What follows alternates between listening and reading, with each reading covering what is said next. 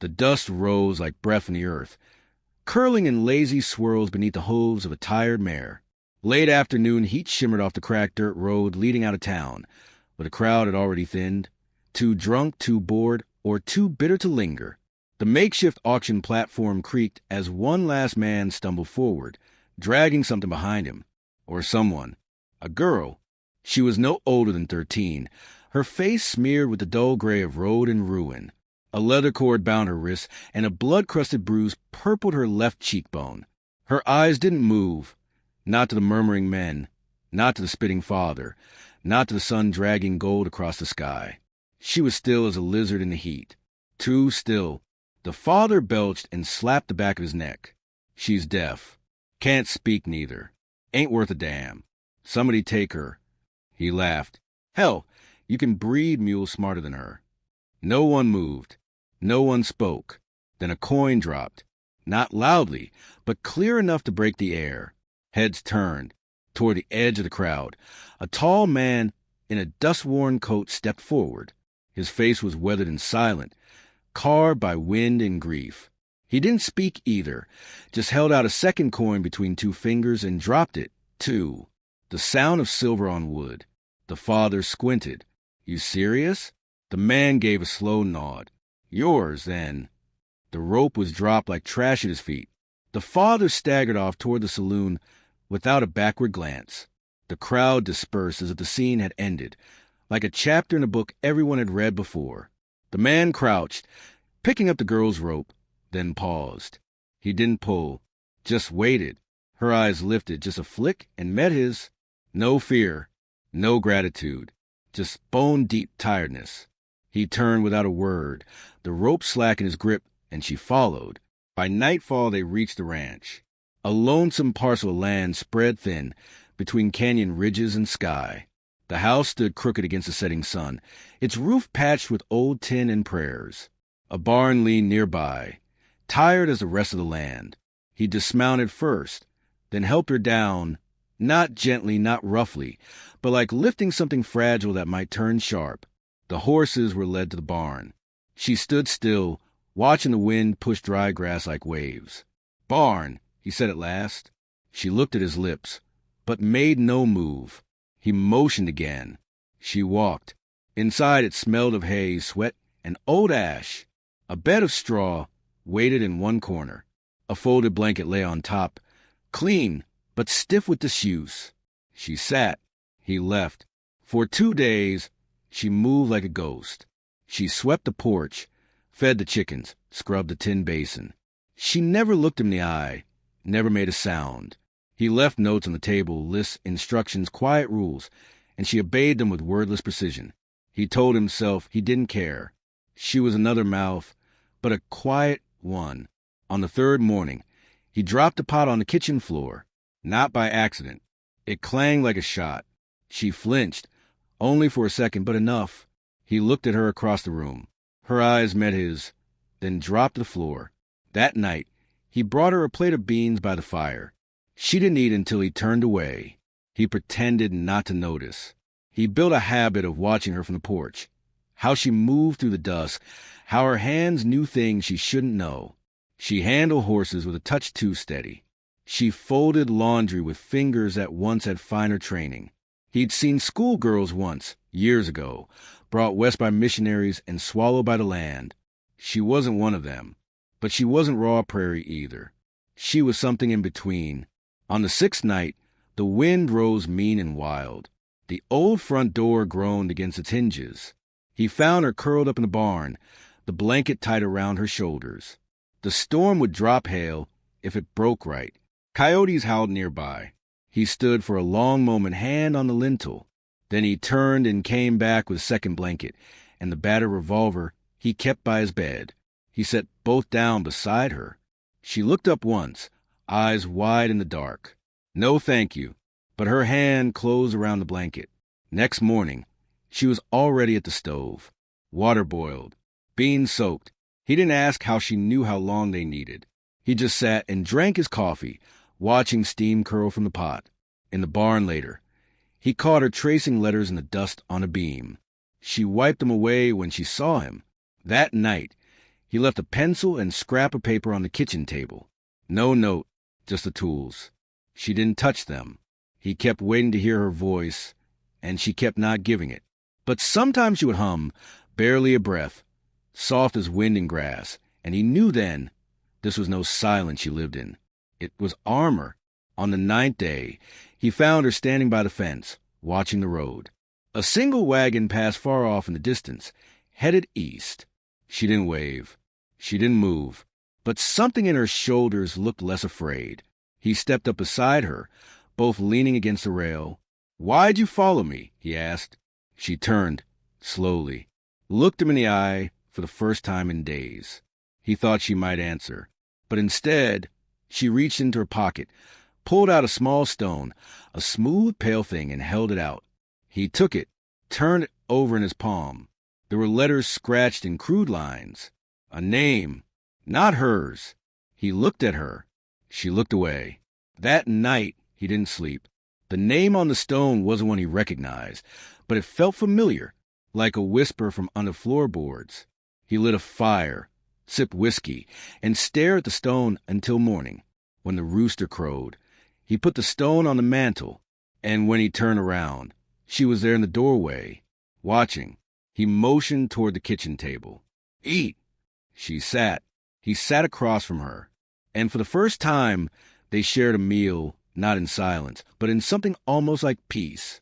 Outside, the land remained dry. The wind still howled. But inside, something had changed. Not healed, not whole, but shifting.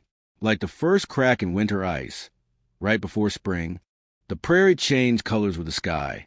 Gray at dawn, bronze at noon, then bleeding orange come dusk. Days stretched long and soundless, yet something between them had begun to shift like the grain beneath dry wind. He no longer left the girl notes. Instead, he showed her things. With a well tended to freeze early, which fence posts needed replacing, how the east pasture whispered wolves in the dead of night. She followed his motions closely, always watching his lips, though he never asked why. She never spoke, but she had begun to smile. Not often, not broadly, just enough to soften the edge of her silence. One morning, as he mended the chicken coop, he saw her kneeling beside the fence, stacking flat rocks into neat towers. A game, maybe, a ritual. Her head tilted slightly, as if listening for something just under the surface of the earth. He approached slow, curious. She didn't flinch. "You building graves or castles?" he asked. His voice was dry with disuse. She turned the smallest stone in her hand, then pointed toward the horizon where the buttes cut the sky like broken teeth. "Graves out there," she signed slowly. "Not perfectly, but clear. These are memories." He blinked. She'd never signed before. Not to him. That night, he pulled an old book of hand signs from a trunk in the attic. Yellowed, water-damaged, but legible. It had belonged to someone else. A name scrawled in a child's hand on the inside cover. He didn't remember whose. He brought it to the table, set it between them with a tin lamp burning low. She opened it with reverence, fingertips brushing the faded pages like they were skin. For an hour, they practiced. He showed her barn and supper. She showed him storm, safe, remember. Then she paused, hand still, her brow furrowed. "What's wrong?" he asked. She slowly signed. Asterisk. "You think I'm deaf." Asterisk. He stared at her. She held his gaze, unblinking. Then, deliberately, she reached behind her, picked up the tin cup on the table, and dropped it. She didn't look at the cup. She looked at him. "You heard that," he said flatly. She nodded. A silence stretched between them. Not the kind she would like armor, but the kind that cracked open the past. His hands rested on the table. Her eyes didn't drop. "How long?" "Always," she signed. "Since I was small." He swallowed. "Your father lied." She looked away. "He told me better'd be nothing." He rose abruptly, the chair scraping against the floor. He paced the length of the kitchen, jaw tight. She watched him like someone waiting for a door to slam. Instead, he stopped at the window, staring out toward the hills. Why pretend? She signed slowly, fingers trembling slightly. "He killed someone. I saw. If I forgot, I'd live. Lightning flickered in the far distance. The air smelled of sage and storm. That night, the wind rolled in thick with tension. Rain began with soft ticks against the roof, then built into a rhythmic drumbeat that filled every corner of the house. He lay awake in his bed, staring at the dark ceiling.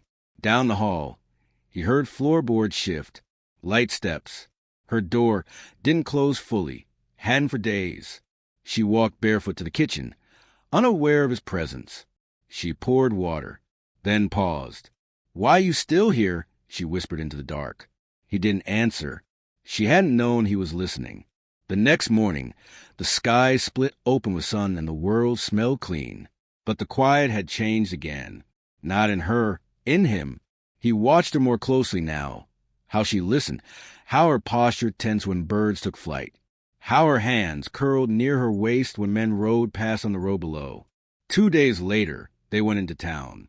Supplies were low, and the rain had ruined the dry goods. She rode behind him, her arms tight around his ribs, her breath warm through his shirt. People stared when they hit the general store. Some nodded, others didn't. One man spat near their boots. "Don't see many wild things leashed round here," he muttered. The rancher turned slow, said nothing. The man turned paler and backed off.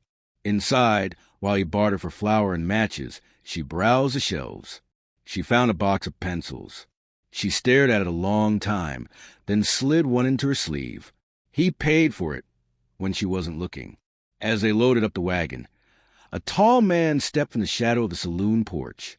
Clean boots, sharper coat than most, and a pistol that gleamed like it had never missed. "You're the one took that girl off Red Harris?" the man asked, too casually. The rancher said nothing. The man squinted toward the girl. "She don't look deaf to me." "She don't look like your business," came the low reply. The man smirked, not offended. "Just a skin questions. Word travels. A lot of folks interested in that one." The rancher's hand hovered near his belt. "They can keep wondering." The man tipped his hat. "We'll talk again, friend." Then he vanished down the alley between buildings, boots silent on dry wood. On the way home, the girl wrote something on her arm with the pencil. "Who was he?" "I don't know," he muttered. "But trouble's coming." "That's who." That night, she didn't sleep. She sat by the fire with a pencil and an old scrap of newspaper, copying words over and over until her fingers ached. She drew the man's face in the margins, crude but accurate. Beneath it, she wrote just one word: watch. He watched her from the hallway, the revolver in his hand heavier than usual. That girl had secrets in her skin, and someone out there wanted them buried. He should have walked away when he had the chance. Sold the horse. Let the past rot. Instead, he stoked the fire and sat beside her. The wind had teeth that week, sharp little bites that found skin through denim and wool.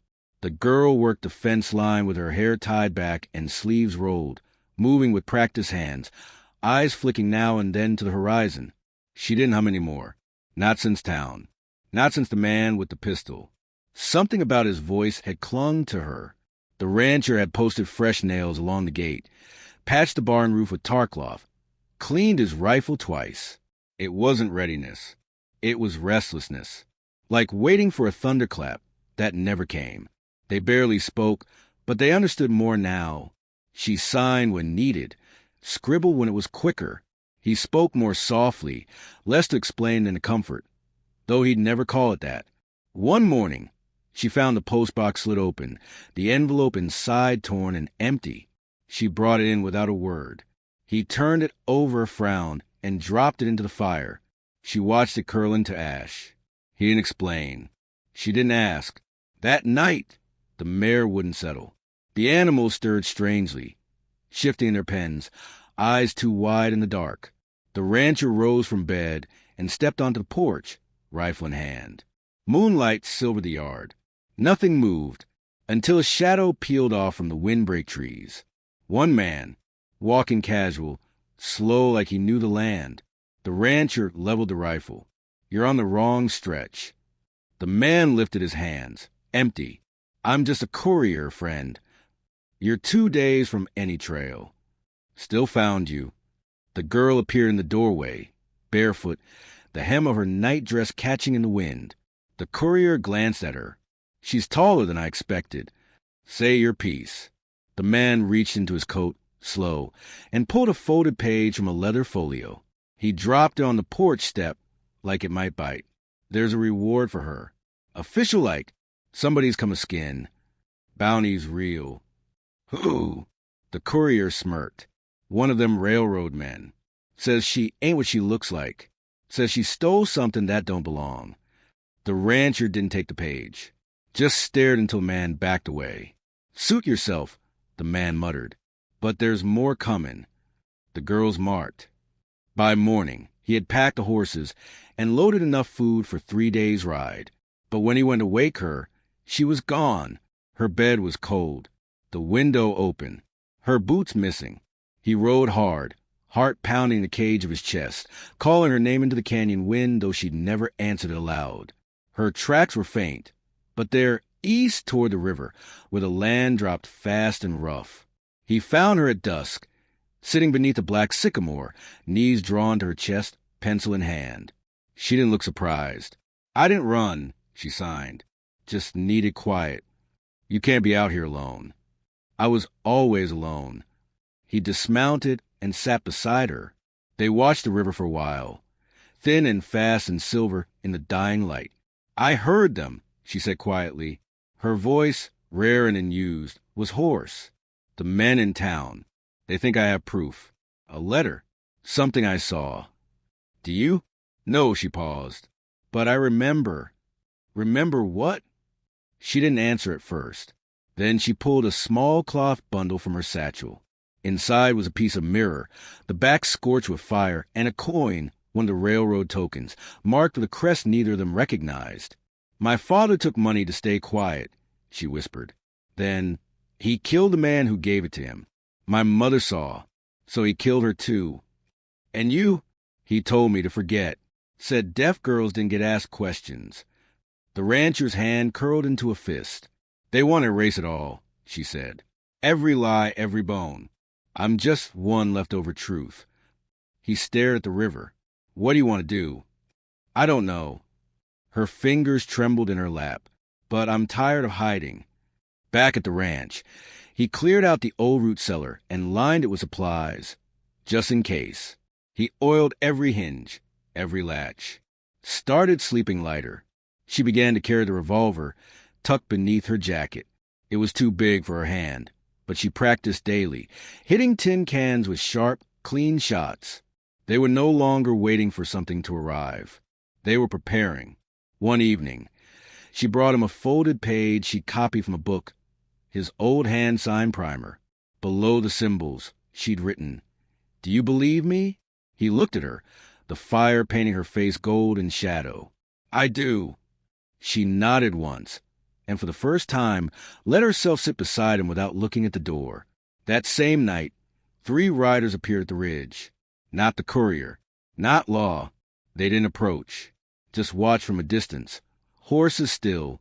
By dawn they were gone. The girl didn't sleep that night. Nor did he. The storm wasn't coming. It was already here. They came at dusk. 3 riders cut across the horizon, silhouettes against a bruised sky, their shapes wavering in a heat that clung even as the light bled from the earth. Dust kicked up behind them like smoke from a slow-burning fire. The rancher stood on the porch, rifle in hand, shoulders stiff beneath a patched shirt, watching without blinking. The girl stood beside him, one hand on her holster, the other steadying breath that wanted to race ahead of reason. He didn't speak. He hadn't all day, but his silence now was different. It had purpose, not fear. "They won't ask nicely," she said. He didn't answer. She stepped down from the porch and crossed the yard, boots crunching dry dirt, braid tight down her back.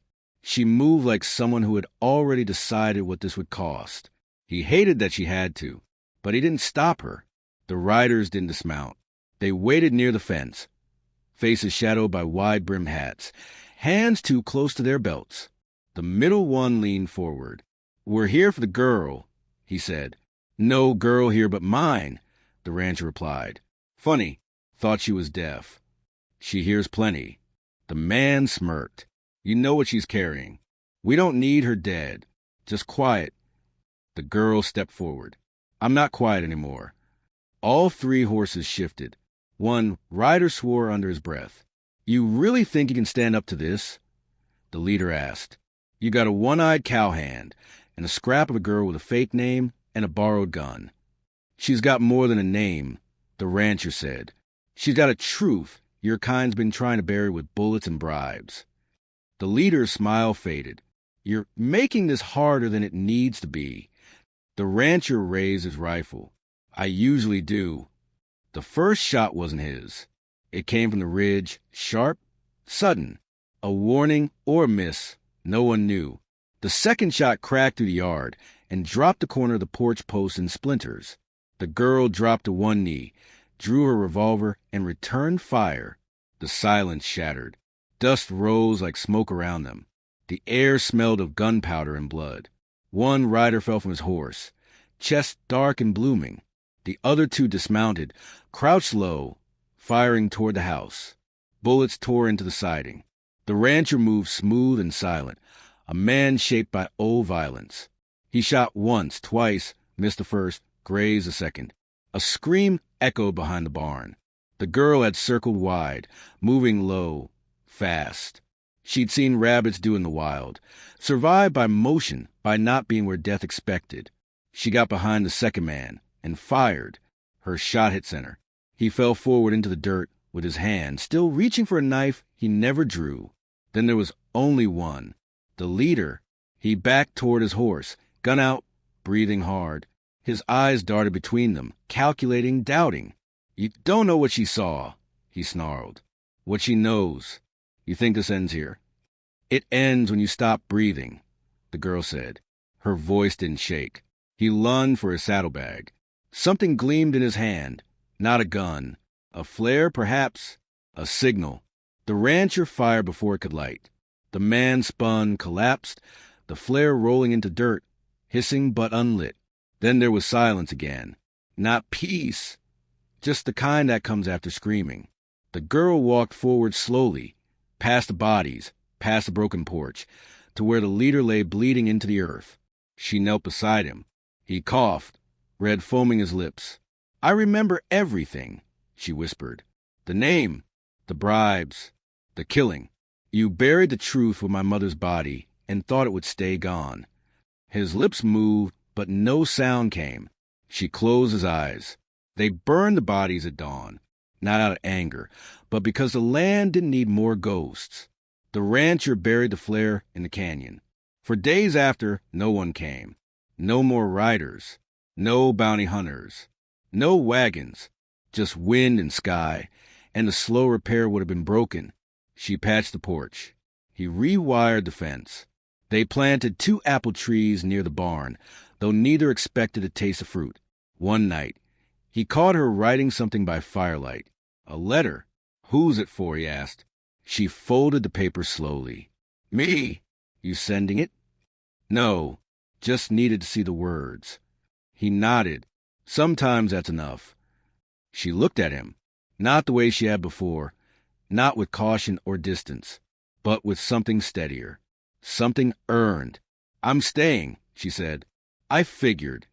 And the name I gave you, it's not mine. I know. She paused. Do you want to know my real one? He met her gaze. The fire flickered between them. When you're ready. She smiled small. Sure. Later. When he turned in for the night, he found a new carving on the mantel above the fire. Just a word, scratched into the wood. Not her name, but a beginning.